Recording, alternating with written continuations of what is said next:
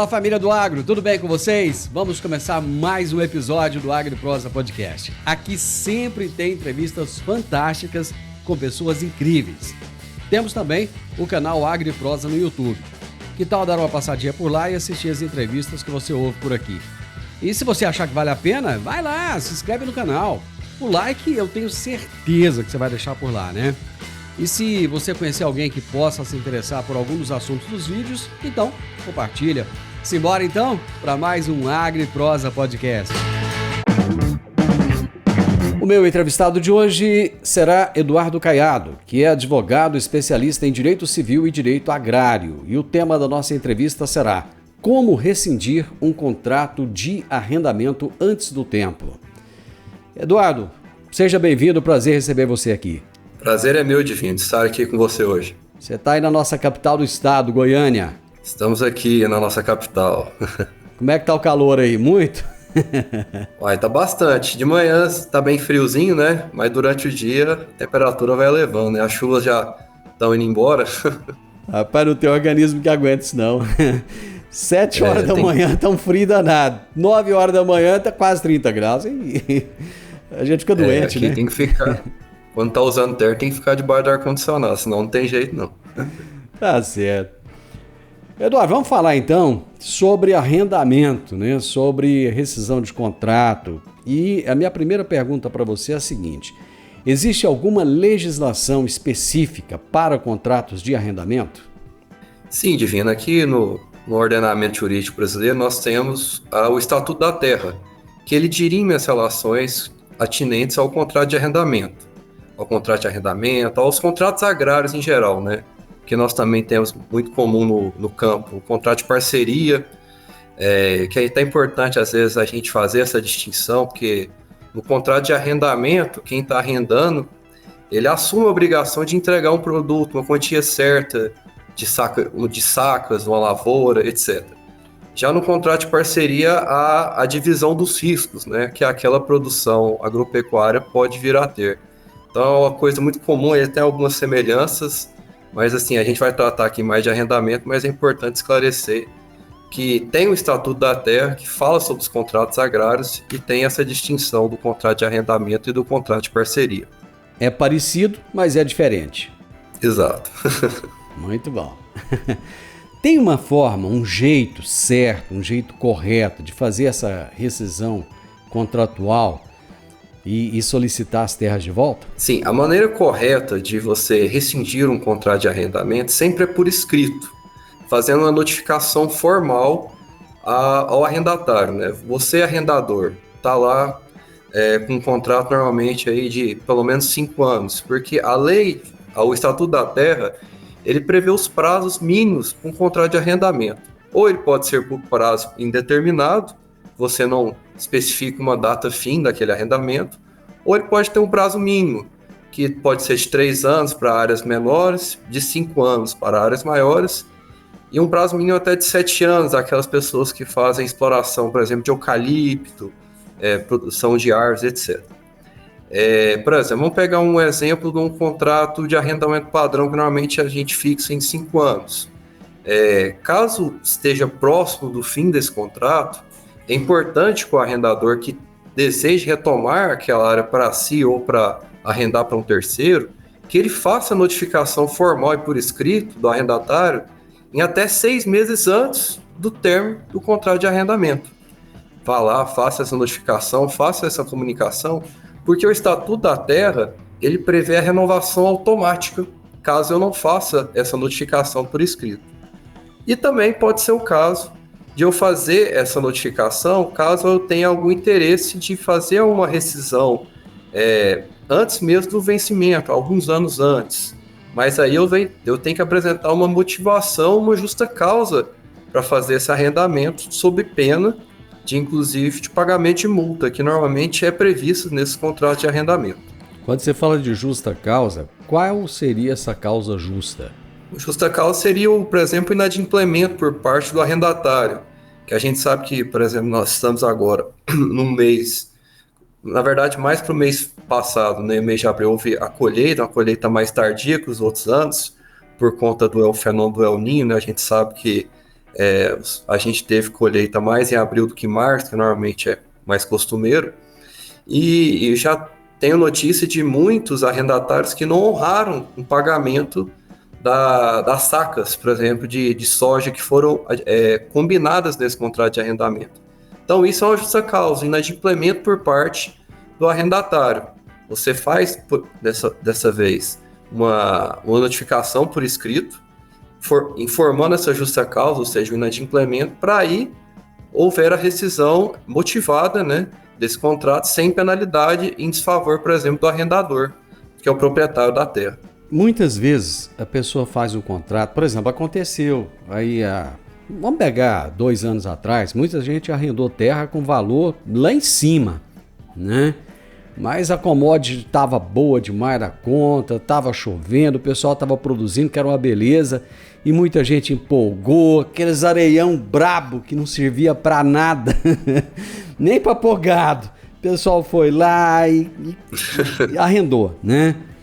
Rapaz, e aí a coisa virou. Por quê? O preço da commodity caiu, o clima ficou adverso, né? Na nossa região aqui aconteceu que as chuvas ficaram escassas, ou em muitos momentos a gente tinha chuva, mas um acumulado muito grande em determinado período, né? Você tinha lá, você olhava a quantidade de chuva que teve, foi beleza, choveu a quantidade que precisava, mas às vezes num curto período de tempo, né? O que acabava não resolvendo. Aí a pessoa não consegue honrar com aquele contrato que já está feito. Existe uma maneira de discutir isso, Eduardo? Quando, por exemplo, o arrendatário ele não consegue honrar com aquele pagamento previsto.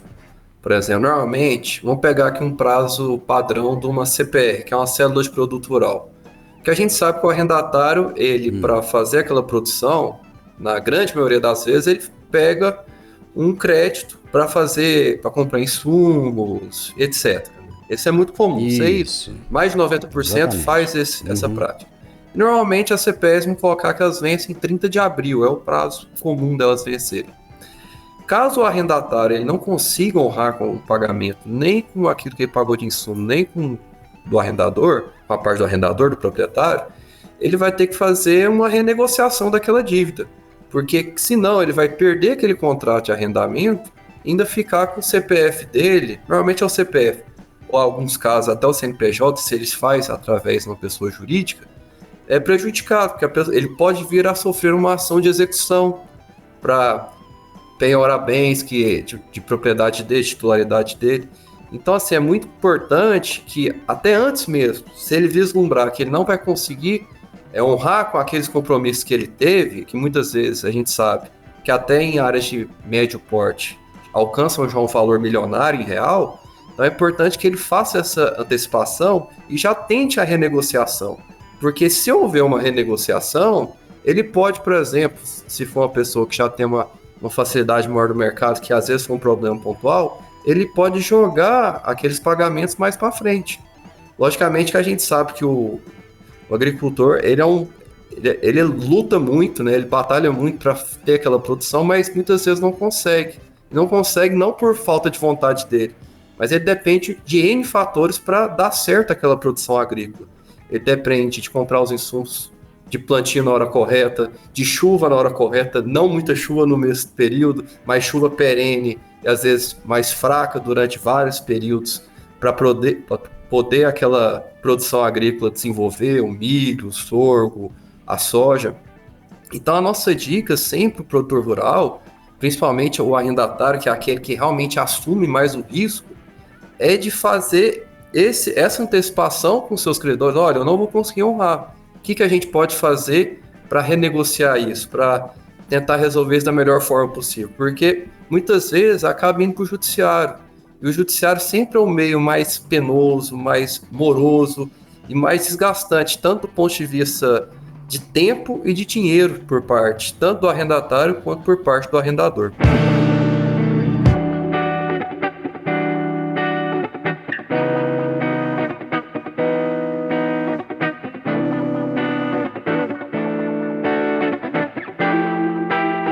Eu vou pegar uma situação hipotética aqui, mas eu tenho certeza que ela acontece, né? O Eduardo tá com uma terra lá e tal, os trem tá tudo bom demais da conta, tudo indo muito bem, eu tô plantando e eu arrendo a terra do Eduardo, né? Fui lá e os negócios estão bombando, eu arrendei a 20 saca, né? E tô feliz demais da conta, só que aí o clima mudou, tudo mudou e eu tava produzindo 60 sacas, baixei para 30, não tô produzindo mais, aí eu vou lá no Eduardo, bato na porta, falo, Eduardo, preciso conversar com você. O negócio é o seguinte, meu amigo, o trem mudou tudo, a produção não tá boa, caiu demais da conta, tô produzindo 30, não paga as contas, não fecha. Cara, eu preciso de renegociar isso aí com você, porque eu não dou conta de pagar as 20 não. O Eduardo fala, não, de jeito nenhum, nós combinamos 20, 20 é 20. Eu já tenho outros compromissos com o dinheiro e tal, eu não quero saber não, o problema é seu. O que fazer nesse caso, Eduardo?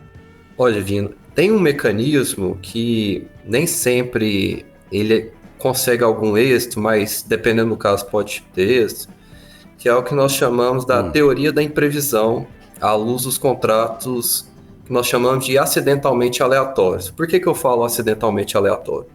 Porque um contrato de safra, se você tem uma expectativa de produção de X sacas de soja, sei lá, 70 sacas, 80 sacas por hectare, por exemplo, e chega lá na frente e não consegue ter isso, ou tem uma produção muito abaixo do esperado.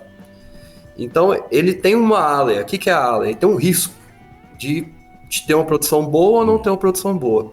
Então, em tese, eu posso entrar no Poder Judiciário, caso não haja um acordo entre as partes, e pleitear a revisão desse contrato, à luz dessa teoria da imprevisão. Olha, quando eu firmei o contrato de arrendamento lá há um ano atrás, há 2 anos atrás, eu tinha essas condições de mercado, essas condições meteorológicas, de clima, de solo, e hoje houve uma mudança abrupta do cenário.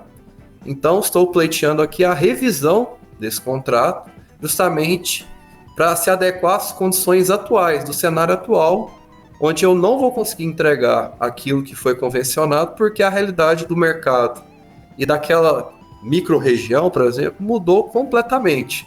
Mas essa, normalmente, é a última ratio que a gente busca, porque a gente sabe que um processo judicial, além de moroso, ele não tem como você garantir qual vai ser o resultado dele. Então, pode ser que tenha um ganho de causa, pode ser que não tenha. Então, por isso que é muito importante prever no contrato resguardar cada vez mais o arrendatário e o arrendador para que a gente consiga antecipar o que pode acontecer. Porque lógico que a gente não consegue antecipar tudo. Por exemplo, quando veio a pandemia, houve N fatores que ninguém imaginava. Se tiver um evento pandêmico, ninguém imaginava isso. Mas hoje em dia, em quase todos os contratos, vai ter essa previsão, por exemplo, de pandemia. O que está acontecendo agora no Rio Grande do Sul, por exemplo, há 3, 4 semanas atrás, ninguém imaginava, né? Exato. Teve gente, por exemplo, eu vi plantações de arroz que estavam ali no ponto de colheita, foi inundado, perdeu absolutamente tudo, né? Um cenário, assim, devastador. Você falou de multas. Essas multas, elas são definidas contrato por contrato ou existe já, sei lá, uma legislação que define essas multas? Não, como o contrato de arrendamento é um contrato entre particulares, e o contrato faz lei entre as partes. Então eu posso prever multas, por exemplo, de 10%, de 20%, isso de acordo com o que foi negociado. Logicamente, assim, a gente tem que se ater com o contrato de arrendamento, ele pode ser feito até de forma verbal. É cada vez mais difícil você encontrar esses casos, porque muitas pessoas ainda tem aquela tradição do fio do bigode, né? Tipo assim, a minha palavra, eu firmei aquilo lá e é aquilo. E muitas vezes até se cumpre. É até curioso você ver muitos casos que a pessoa faz contrato de arrendamento de boca aí de 5, 10 anos, nunca teve problema algum. Mas não é o aconselhável, né? Porque se tiver um problema, fica muito vago, né? Mas normalmente as cláusulas penais, que é a fixação de multas, são fixadas entre as partes. Até mesmo porque como a pessoa, por exemplo, o arrendador, tem uma expectativa de receber aquelas sacas de soja, por exemplo, naquele período, ele faz realmente, como você falou na pergunta anterior, toda uma previsão de organização financeira. Vou receber aquilo, então eu posso pagar alguma compra que eu fiz planejada daqui um mês depois que eu receber as sacas e etc, né? Então, realmente é importante também ter essas multas, até para às vezes, aquele arrendatário que Não é a maioria, mas há algum caso ou outro que realmente age de má fé, né? Que ele não busca honrar com aquele pagamento, ou que acontece muitas vezes também nesse período. Lavouras que são penhoradas, por exemplo, vai ter uma colheita agora e de repente vem uma penhora sobre aquela lavoura. Então, tem que ter essas cláusulas penais até para resguardar realmente as partes. Você falou da comunicação que tem que ser por escrita, né? De maneira formal. Ela não pode ser verbal, por exemplo, pega o telefone e liga, ô Eduardo, bom.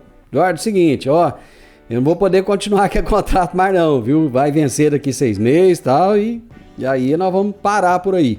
Ou então pega o telefone e manda o WhatsApp pra você, Eduardo, ó, não quero mais não. Isso vale? Isso tem algum valor legal ou não? Por que nós falamos que tem que ser uma notificação formal? Porque eu tenho que provar isso. Porque no direito, tudo depende de prova. Então, quando eu faço uma notificação formal por escrito, por meio de um tabelionato de notas, por exemplo, que vai alguém ali com força, com fé pública, e faz aquela notificação, eu estou documentado. Se eu faço, por exemplo, por uma ligação telefônica, e a pessoa fala, não, nunca recebi qualquer comunicação.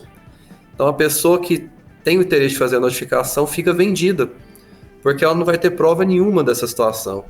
Então, por isso, por exemplo, conversa no WhatsApp, muitas vezes eu chego no meu cliente e ele fala, eu perdi as conversas.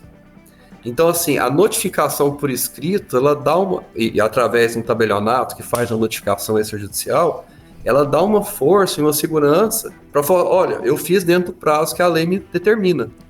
E com isso eu vou conseguir me desvencilhar desse contrato. E é uma situação que a gente vê muito, principalmente nessas regiões que tem cana-de-açúcar, plantação de cana-de-açúcar. Que às vezes tem aquelas terras bem diminutas, que as pessoas fazem o arrendamento em sequência, né? Porque a gente sabe que a lavoura de cana-de-açúcar, ela tem que pegar uma grande faixa para ser interessante. Às vezes a pessoa tem ali que arrendada 5, 10 hectares, 20 hectares, e às vezes chega uma hora e fala, não é interessante, mas para mim aquele contrato. Só que ela não sabe os prazos, e o contrato vai se renovando de forma automática. Aí eles até brincam, falam, não, mas eu não consigo me livrar desse contrato, porque justamente não fez essa antecipação que diz o Estatuto da Terra.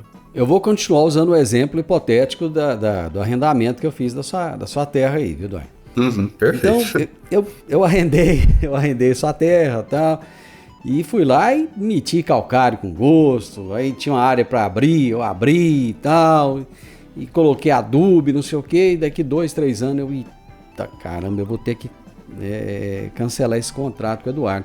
Como é que fica todo esse investimento que eu fiz na terra? Porque eu peguei às vezes uma terra fraca, uma terra bruta, né? E eu vou te entregar aquela terra bonitinha, ó, prontinha, né? Já com um perfil de solo ali mais ou menos encaminhado. Como é que fica? Em tese, as benfeitorias úteis e necessárias que foram feitas por parte do arrendatário, que normalmente é quem investe, né? Ele, principalmente nos primeiros anos, ele vai ter que às vezes investir uma grande quantia para, por exemplo, se for uma área consolidada de pecuária, para uma área de lavoura, ele vai ter que fazer o desmatamento de árvores isoladas, preparação do solo, retirada de cercas. Em tese, ele vai ter que ser indenizado por essas benfeitorias. Só que o que normalmente acontece? É previsto naquele contrato, uma cláusula, que todas aquelas benfeitorias ficarão em prol do arrendador, que é o proprietário da terra. Então ele vai, se tiver previsto em contrato, ele vai ganhar todos aqueles gastos que ele teve com aquela plantação durante 5 anos de arrendamento, por exemplo. Então é muito importante que o arrendatário ele faça esse cálculo, porque quase 100% dos proprietários eles vão querer as benfeitorias que ficaram ali na propriedade. Tanto para melhorar o solo, às vezes eles até colocam para recolocar a cerca, se ele tem o desejo lá na frente, desenvolver às vezes a volta da atividade pecuária. Então, é aquela coisa, em tese elas são indenizáveis, mas, via de regra, o arrendador ele exige que essas benfeitorias fiquem para a propriedade sem indenização. Então, por isso que é muito importante ver como é que está o contrato, às vezes é meio cansativo mesmo, ter que ler todas aquelas cláusulas. Muitas vezes as pessoas também fazem contrato de arrendamento muito simples, não tem previsão de nada, e às vezes lá na frente, o arrendador, por exemplo, o proprietário fica surpreendido por ter que indenizar, às vezes, um valor alto por conta da não previsão dessa questão das benfeitorias. Por isso que é importante procurar alguém que atua nesse segmento justamente para prever todas essas possibilidades.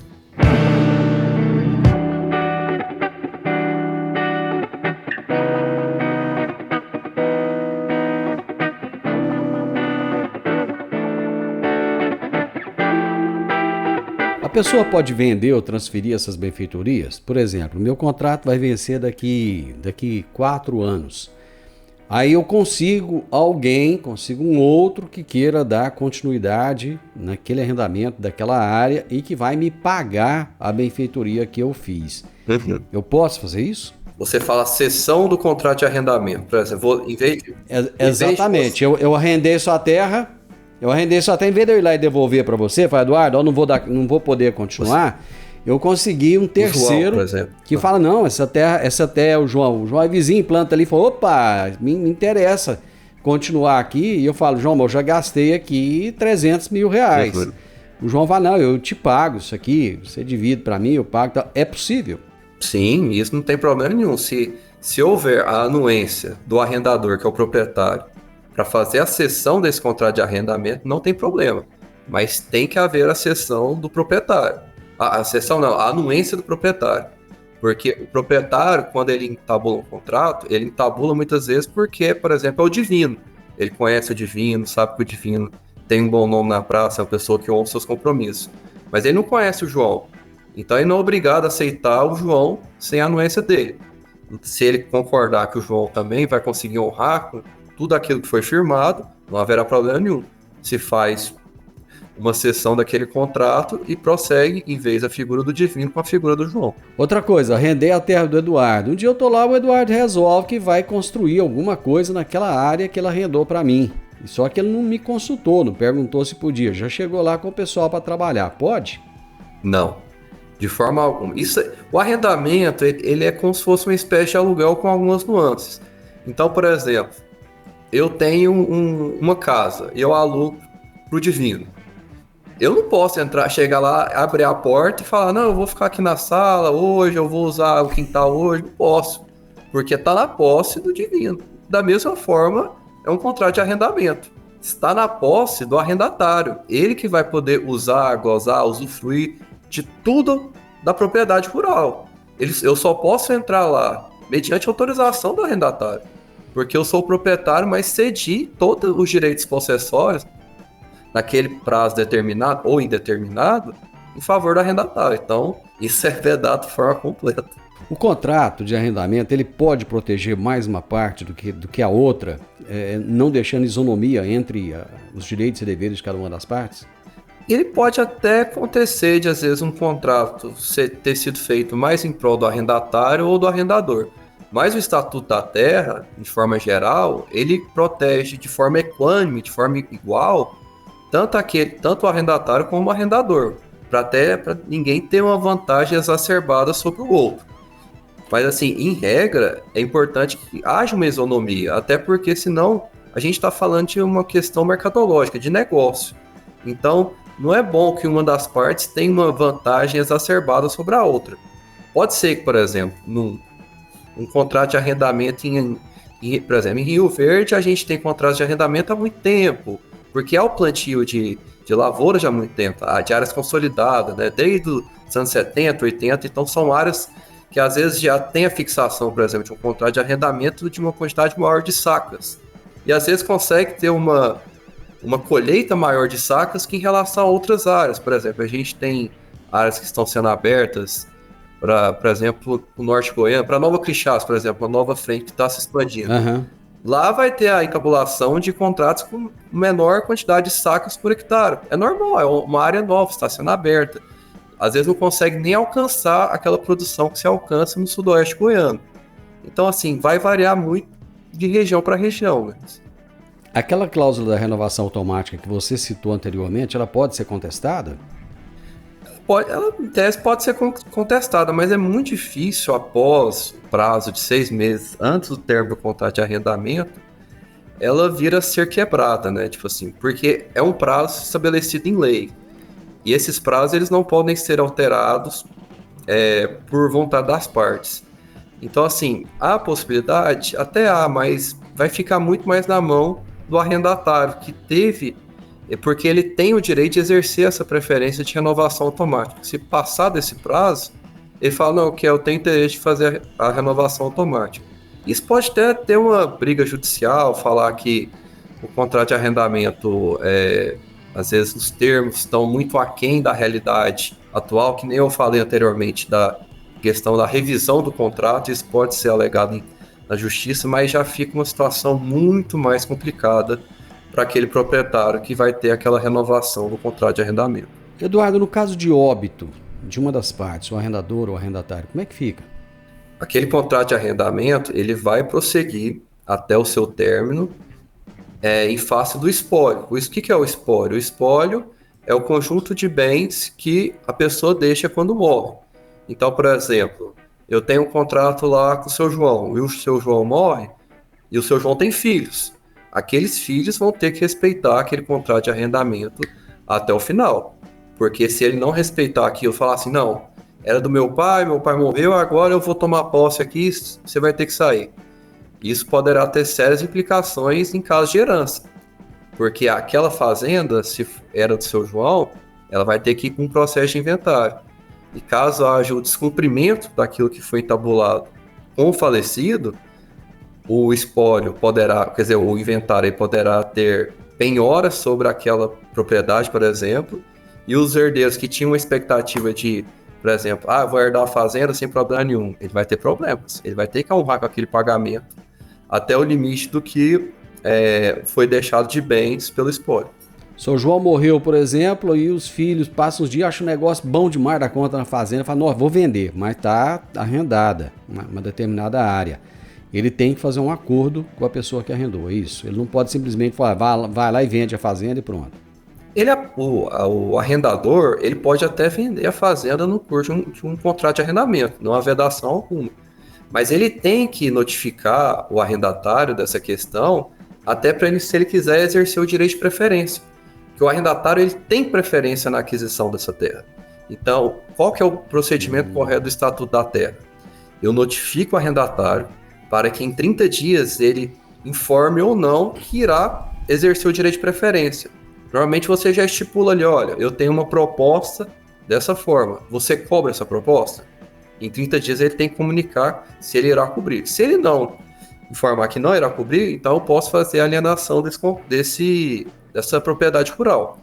Agora, também acontece muito do arrendador, ele vai e vende a propriedade e não informa o arrendatário. Em até 6 meses depois de efetivada a compra e venda daquele imóvel na matrícula, o arrendatário pode chegar lá e falar, não, eu vou exercer meu direito de preferência, eu vou depositar o valor que foi colocado, por exemplo, na escritura de compra e venda e no registro, e ele vai pegar para si a propriedade. Aí você pensa a dor de cabeça que o arrendador vai ter com o que pensava que ia ser o proprietário da terra, né? Vai virar uma dor de cabeça enorme. Eduardo, quem quiser saber mais, obter informações, porque eu tenho certeza que muita gente, à medida que vai nos ouvindo aqui, ou vai se identificando com determinadas coisas, né? Ou então ele vai tendo mais dúvidas. Quem quiser ter mais informações, saber um pouco mais a respeito, onde é que encontra você ou seu escritório? Nós aqui no escritório Paulina Caela Advocacia, nós temos como sócio eu e a doutora Paulina, nós sempre fazemos publicação de conteúdos informativos, principalmente voltados para o direito agrário. Então, quem quiser ter acesso a essas informações, a novidades no meio rural, pode sempre entrar no Instagram e ir no @Paulina Caela Advocacia, que lá no Instagram nós sempre fazemos conteúdos no segmento rural, até para tirar dúvida dos produtores rurais em geral, dos proprietários, dos agricultores, dos pecuaristas, porque realmente a legislação agrária, às vezes, ela muda com muita celeridade, principalmente, às vezes, na questão ambiental, que a gente tem que se ater cada vez mais, né? Então, pode ir lá no @Paulina Caela Advocacia, que nós estamos sempre publicando novos conteúdos. Meu amigo, muito obrigado pelas informações que você trouxe, com certeza são relevantes, muito importantes, te agradeço imensamente. Eu que agradeço, Divino, foi um prazer. Eu conversei com o advogado Eduardo Caiado, ele é especialista em direito civil e direito agrário, e nós falamos a respeito de como rescindir um contrato de arrendamento antes do tempo. podcast Agro e Prosa tem o objetivo de falar do agronegócio de forma fácil, simples e descomplicada. Diariamente conversamos com os maiores atores do agro e abordamos os mais diversos assuntos de interesse de produtores rurais, técnicos, pesquisadores, profissionais da área e simpatizantes do agronegócio. Se você gosta do nosso podcast, então você pode nos ajudar. É muito simples. Basta seguir-nos nas principais plataformas de streaming e também no YouTube. Se você deixar um gostei, compartilhar os episódios e deixar um comentário, já vai nos ajudar muito a dar relevância tanto ao podcast quanto ao canal. E o mais importante de tudo, nos siga para receber notificações de novos vídeos e episódios. Um grande abraço para você e até a nossa próxima prosa.